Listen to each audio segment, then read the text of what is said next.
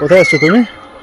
এটা কালনার 108টা মন্দির, কত সুন্দর। এখানে এসে কেমন লাগছে তোমার আজকে? এখানে আমার সবসময় খুব ভালো লাগে। হ্যাঁ, কেন ভালো লাগে কেন? ভালো লাগে, শিব ঠাকুরের জায়গা, হুম একটা স্পিরিচুয়াল ব্যাপার হুম মনে আসে, শান্তি লাগে খুব।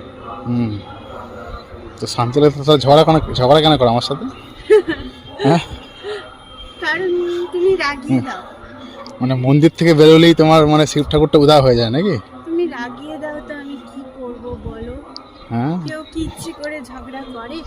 তুমি রাগিয়ে দাও না, আমাকে রাগিয়ে দেওয়ার পর দিয়ে আমি তোমাকে রাগিয়ে দিই, তারপরে দিয়ে তুমি ঝগড়া করো। হ্যাঁ, তার মানে তো তুমিও আমার সাথে ঝগড়া তো করো, তুমিও রাগিয়ে দাও, প্রথম দুজনই একই। প্রথমে প্রথমে তাহলে কে শুরু করে? প্রথমে অফকোর্স তুমিই শুরু করো। প্রথমে আচ্ছা ঠিক দেখো, তুমি এখন 108 মন্দিরে আছো, ঠিক আছে? তুমি বলো প্রথমে কে শুরু করো, সত্যি করে বলো। হ্যাঁ, তুমি রাগানোর মতো কিছু করো, বলো রাগি দাও, তার জন্যই তো মাথাটা গরম হয়ে ওই জন্য